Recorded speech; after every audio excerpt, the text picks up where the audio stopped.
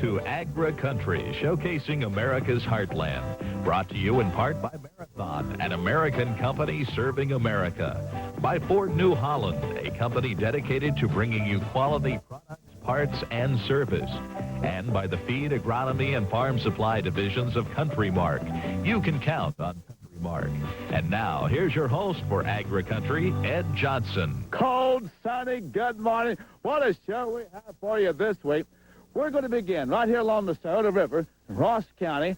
8,000 acres being proposed by the U.S. Fish and Wildlife Service for a wildlife preserve. Farmers don't like that. We'll talk to a couple of those farmers on today's show. Then we take you to Richmond, Indiana. Hills Floral Group, 40 acres of roses under roof. Then it's off to the library at Chesterville. We'll be with Marilyn Weiler as we recognize the Right to Read Week.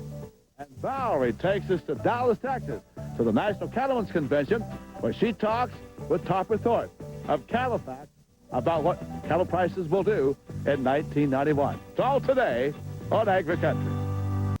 Right to Read Week, just around the corner. In fact, March the 4th, we're at Chesterville. We're in Morrow County, not too far from Fredericktown. Marilyn Weiler, welcome to AgriCountry. Right to Read Week has become very popular, especially in a number of rural schools. Why do you think so? I think it's a week when the schools choose their own theme and sort of go all out to celebrate reading and try to get families involved and really enjoy books. But also the education people addressing the literacy problem. Right.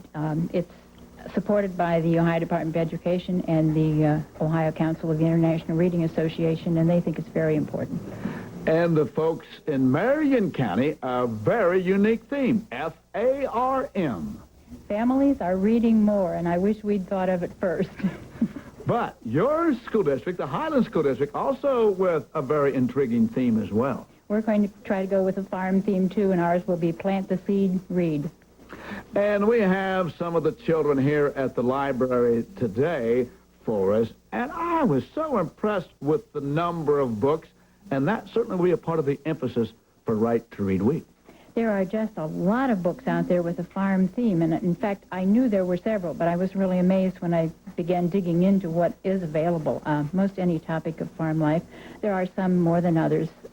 We don't have a lot of books on consumptive products from agriculture, but we have a lot of dairy farming and sheep, and a lot of visiting grandparents, and several on the machinery and mechanical aspects of it. And a good supply of books.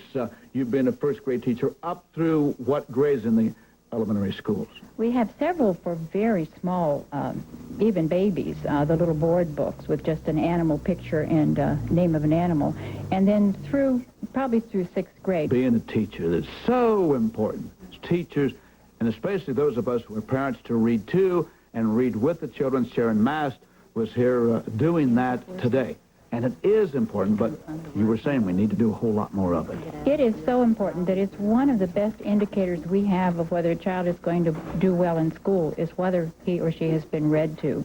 It doesn't take an important standardized test. If we know that fact, it's a pretty good indicator. Marilyn Weiler, nice to have you on AgriCountry as we recognize Right to Read Week.